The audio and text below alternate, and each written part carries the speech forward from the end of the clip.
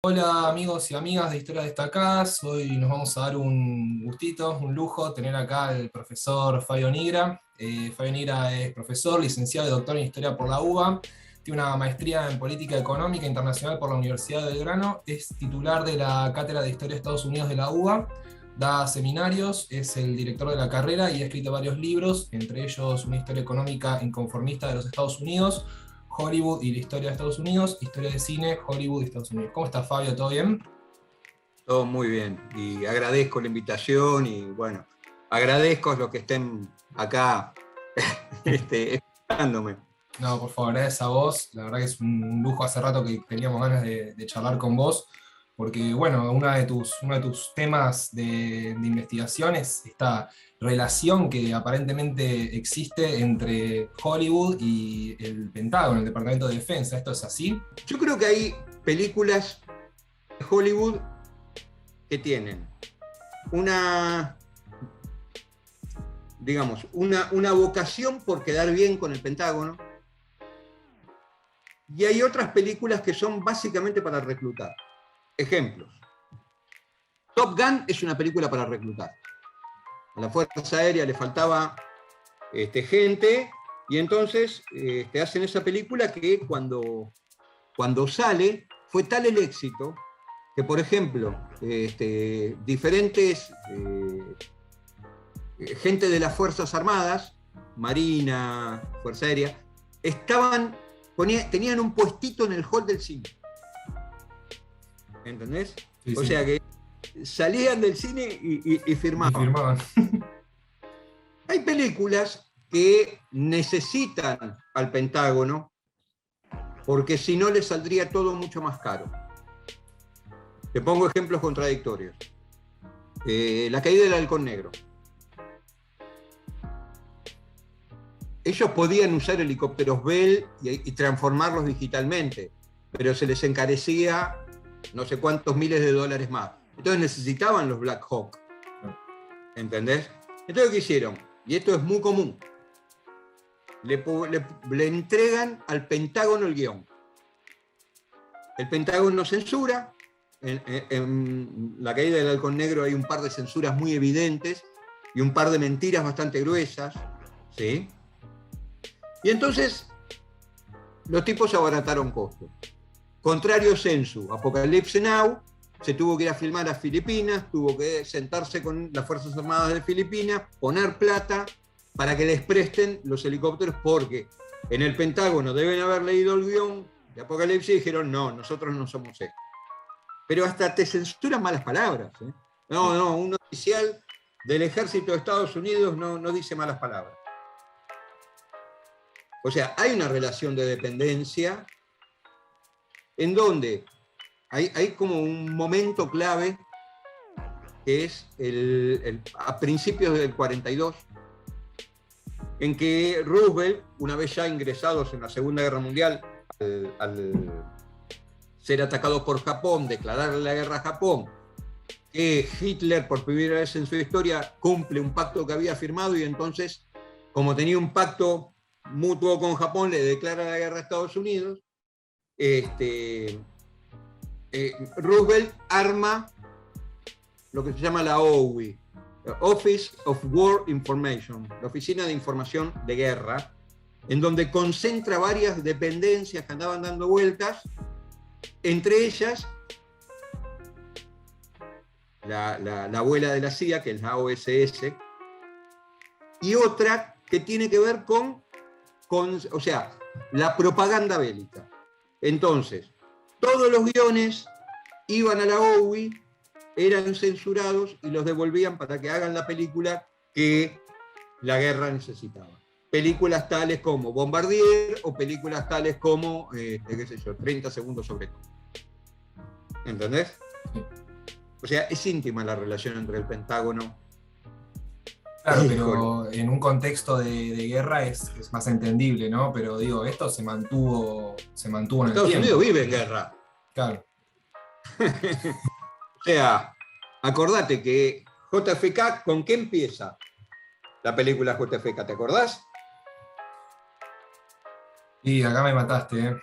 Ike Eisenhower, una filmación de Ike Eisenhower. Recuerdo para el público atento que Ike Eisenhower fue el comandante supremo de la Fuerza Expedicionaria Aliada. O sea, era el jefe de todos los jefes del avance sobre África y Europa en la Segunda Guerra Mundial. Eso le dio un prestigio y una muñeca, porque para poder hacer convivir a Patton y Montgomery, que eran dos egos infernales, yo creo que la gente debe haber dicho, este es un político fenomenal. El tipo fue presidente, conservador, republicano. Vos pensás que puso fin a los gobiernos demócratas desde 1933, y esto fue en 1952, ¿no? Pero cuando se va, en el 60, su discurso de despedida es: señores, cuidados con el complejo militar industrial, porque eso esclaviza al pueblo. ¿Qué es el complejo militar industrial? Para decirlo rápido y mal, es la íntima alianza entre las Fuerzas Armadas y la industria.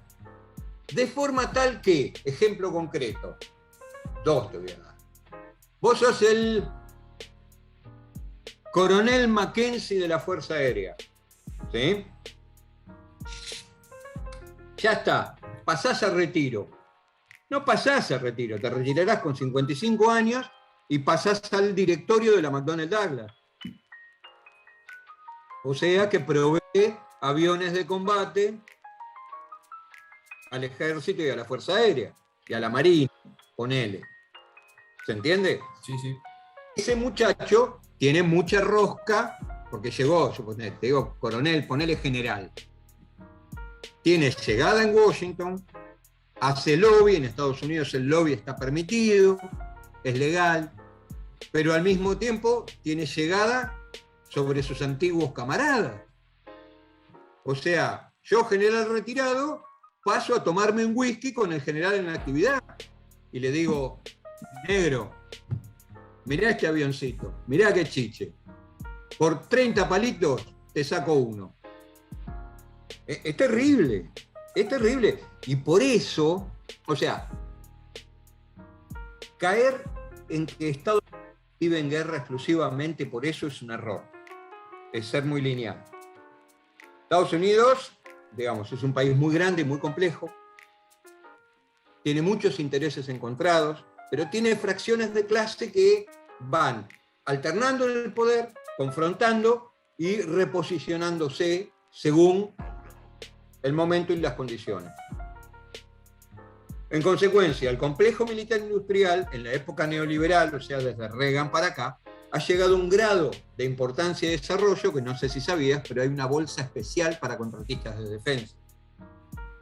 O sea que si Washington, suponete, el Congreso vota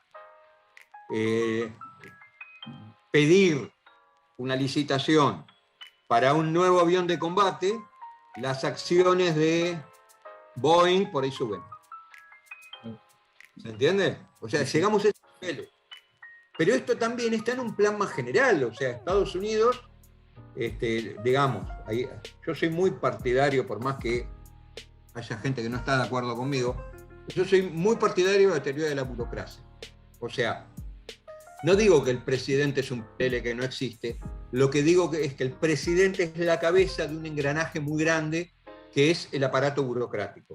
Y el aparato burocrático es el que le informa al presidente. Y el aparato burocrático está infiltrado, para decirlo de alguna forma, o atravesado por los intereses materiales de las diferentes fracciones de clase.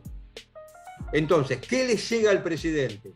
Cuando el Departamento de Estado hace un informe, o cuando la CIA hace un informe, o cuando el Departamento de Vivienda hace un informe, hay un aparato burocrático que está de alguna manera condicionado por las tensiones de clase y las relaciones. O sea, para mí, la teoría de la burocracia, ahí, si vos a la teoría de la burocracia la asumís con teoría de tensiones de fracciones de clase, a mí me parece que cierra la idea.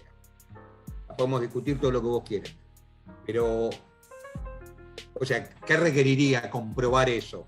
Una investigación que desde acá a Argentina es casi imposible, porque tendrías que ir a Washington, y entonces armar.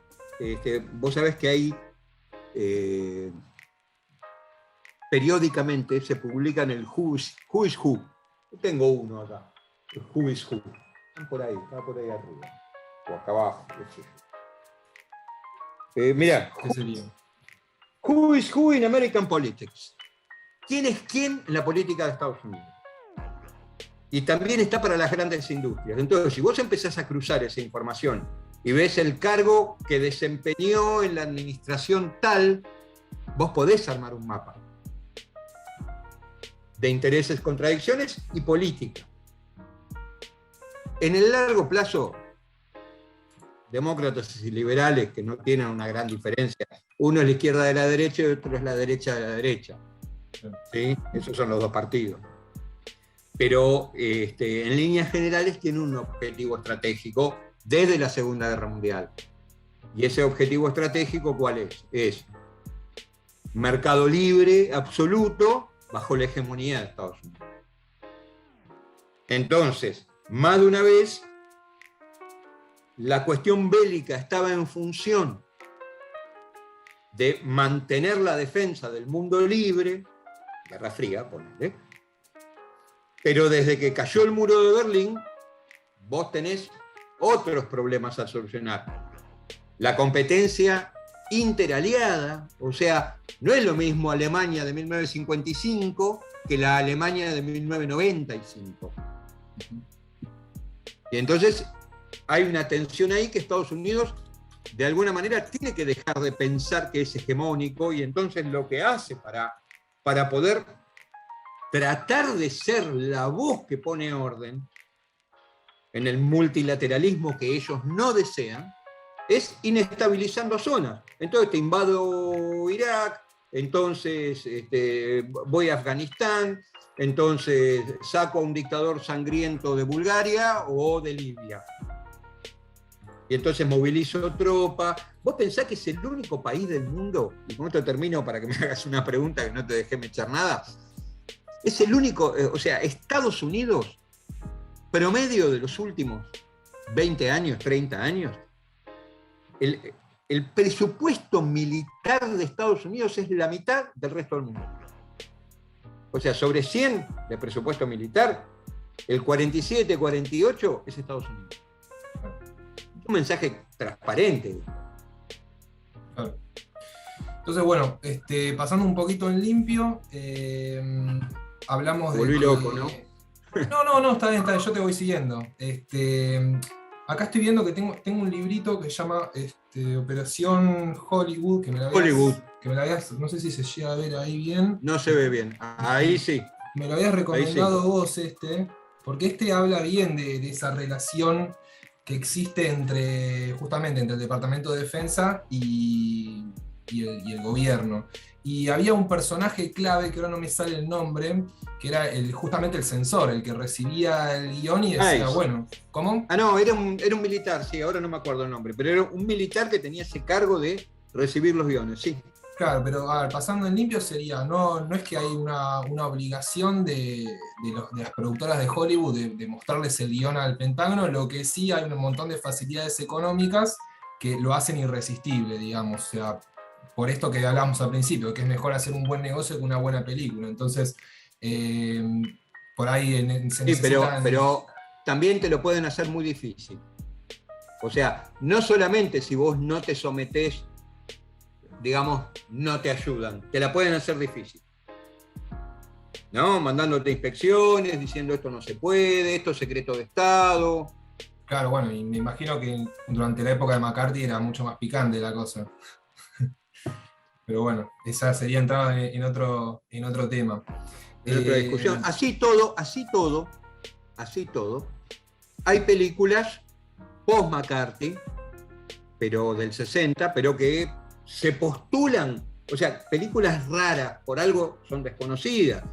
6 días de mayo se llama. 6 días de mayo, en donde hay un presidente relativamente débil que quiere firmar un acuerdo de limitación de armas atómicas con la Unión Soviética y le quieren dar un golpe de Estado. Y entonces la película trata de la conspiración que al final, creo que es Kirk Douglas, que siempre fue un tipo muy progre, Kirk Douglas, aunque parezca mentira. No te olvides que es el que bancó a Dalton Trumbo. Es el que lo sacó de la oscuridad de Dalton Trumbo. A partir de ese momento yo dije, epa, mirámoslo a Kirk, ¿no? Un hace Espartaco, Claro. nada menos que Espartaco.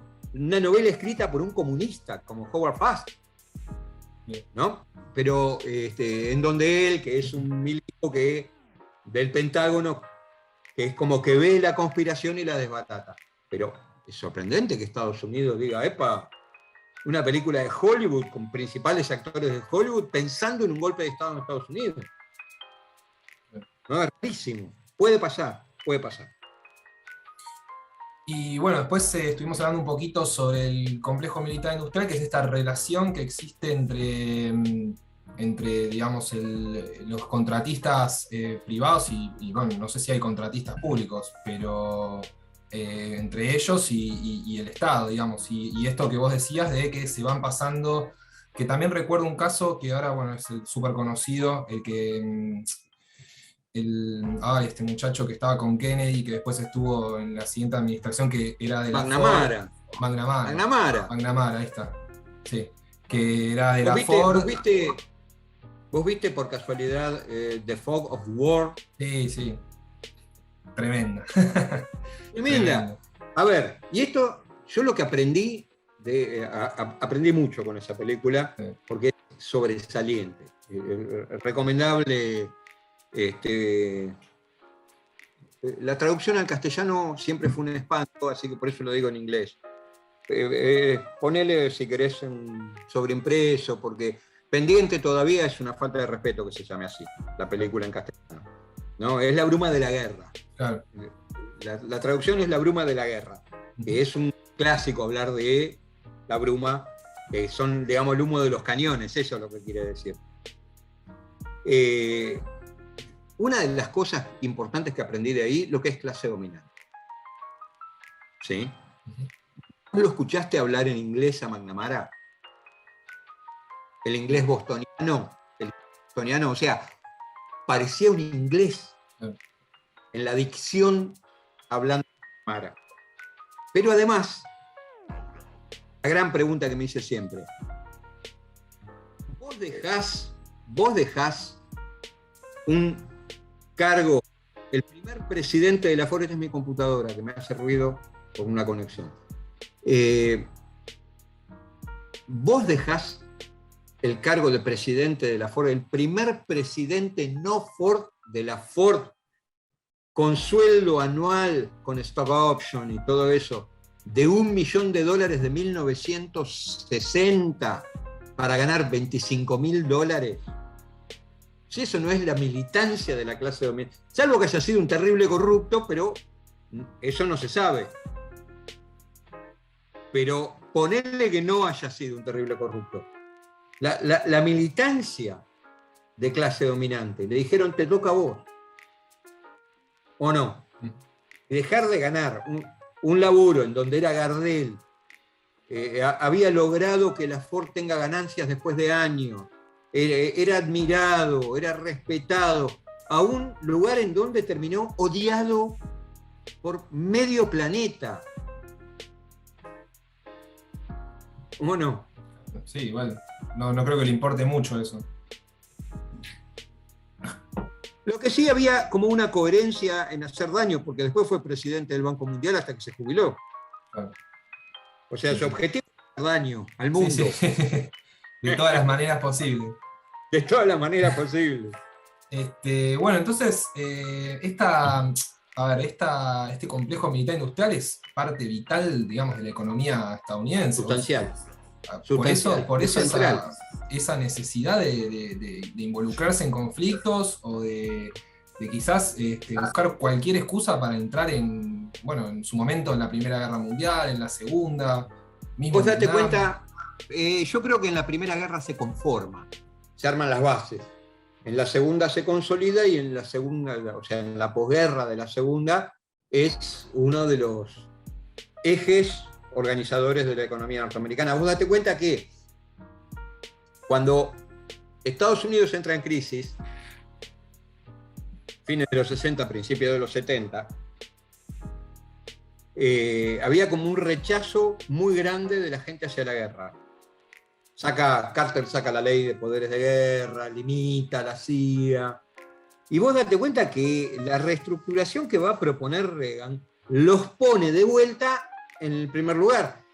Y en líneas generales, si hacemos a grandes trazos, los republicanos son más afables con, con el complejo que los demócratas.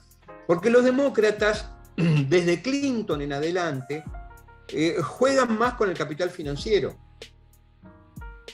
y con ciertos aspectos de la tecnología, mientras que el complejo militar industrial es tecnología de avanzada pero bélica, vinculada a un sistema petrolero fordista, si querés decirlo así. Eso es lo que, o sea, la elección del 2000, que fue tan escandalosa, era eso, ¿eh? O sea, fordismo petrolero, complejo militar contra las nuevas tecnologías de Silicon Valley y Wall Street. Y por eso tuvieron que robarla la elección, porque no la ganaban, objetivamente. Ah, bueno, o sea, sí. que los republicanos siempre representan en sus intereses, hasta Trump. Hasta Trump. Claro. Más, menos, más violento, menos violento, más bocón, menos bocón, más inteligente, menos inteligente. Pero en líneas generales, un gobierno republicano, léelo y vas a ver que tiene una línea más productivista, fordista petrolera y complejo. Claro. Y bueno, y el otro día leí que ahí en la revista esta de Huellas de Estados Unidos, que sacaron el último número, después bueno, vamos a pasar el link, sacaron el último número, es una publicación que hacen entre varios profes y bueno, hay también colaboraciones de invitados. 10 años. 10 años. 10 años. Tremendo. Bueno, habías escrito vos una editorial de los 20 años de las Torres Gemelas. Claro, ¿eso tiene alguna relación con el complejo militar industrial? O sea, medio que se activó de golpe eso, ¿no? Mirá, a mí lo que me parece, o sea, acá podemos, en el editorial lo que pretendo hacer es un análisis de largo plazo, ¿sí? Pero para esta pregunta que me haces deberíamos hacer una cosa más acotada. Yo creo que, a ver, las teorías conspiranoicas las podemos discutir, ¿sí? Como podemos discutir si Estados Unidos o, digamos, los dirigentes más encumbrados de Estados Unidos sabían que iban a atacar Pearl Harbor. Y se hicieron los giles, chiflaron para un costado y permitieron ese ataque para que poder justificar el ingreso a la guerra que querían entrar.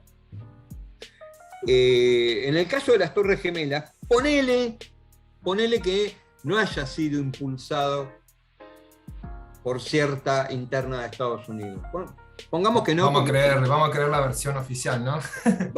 Claro, partamos desde ahí. Pero hay elementos que a mí me llaman la atención. Por ejemplo, cuando, previo a las Torres Gemelas 2001, Bush hijo la estaba pasando mal en términos económicos. Estados Unidos se había entrado en una recesión importante. Venían de un crecimiento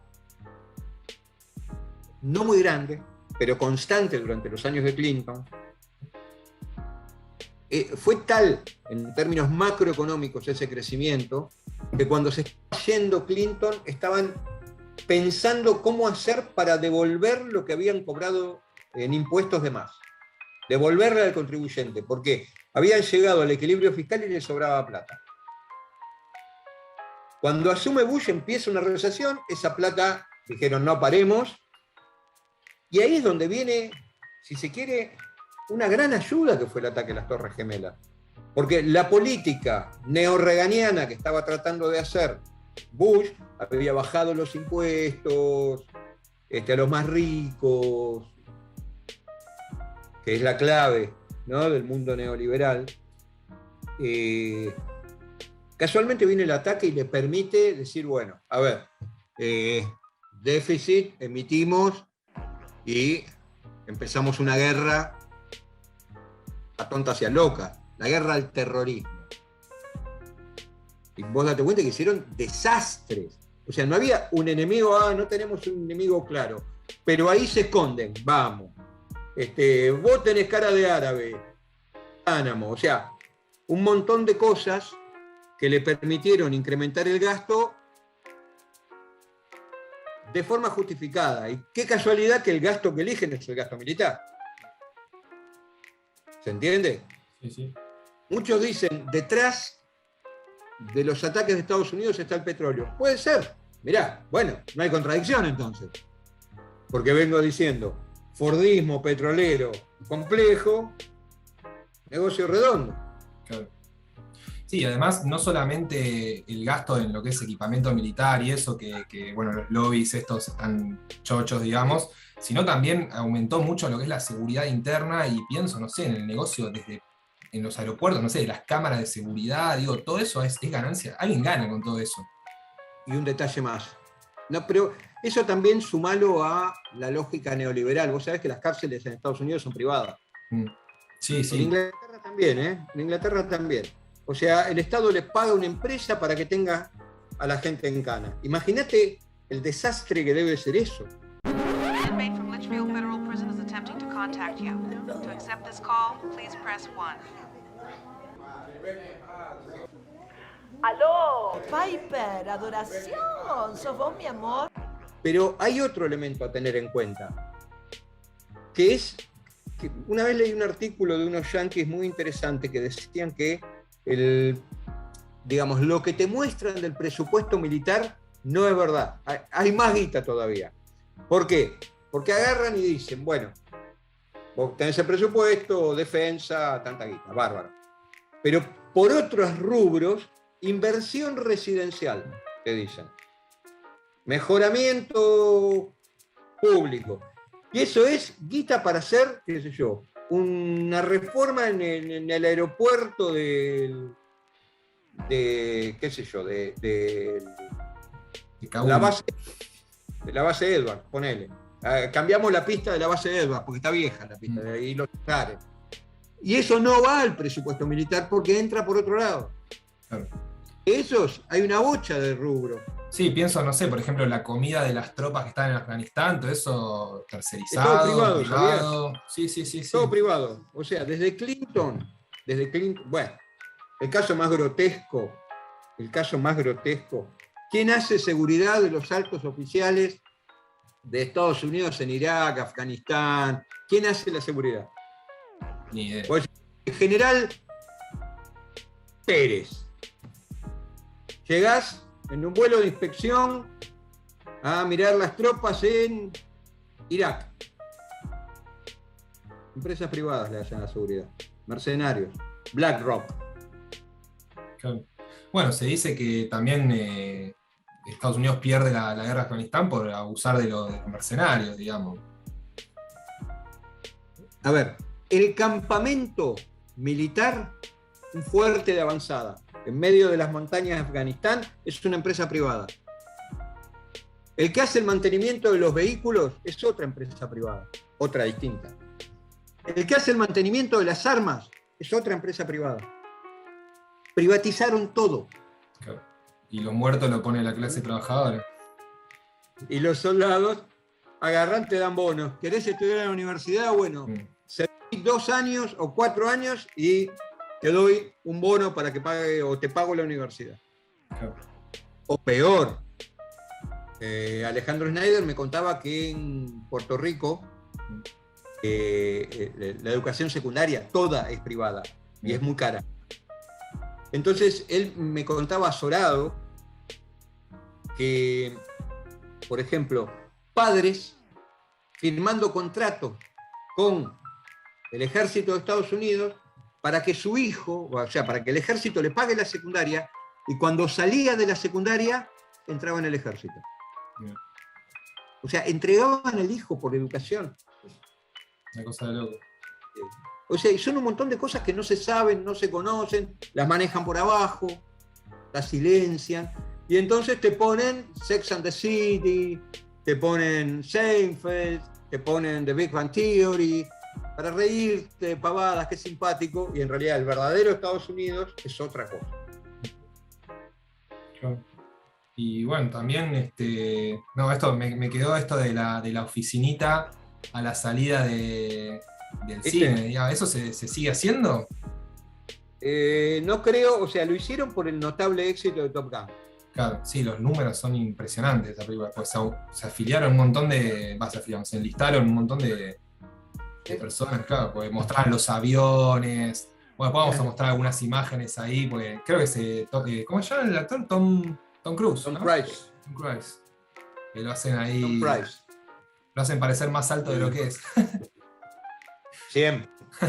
Siempre lo hacen parecer más alto de lo que Ahí es. están los planos contrapicados, eso que hablaba recién. O le ponen tacones cuando está al lado de la actriz para que estén más o menos parejos. Porque es muy petizo.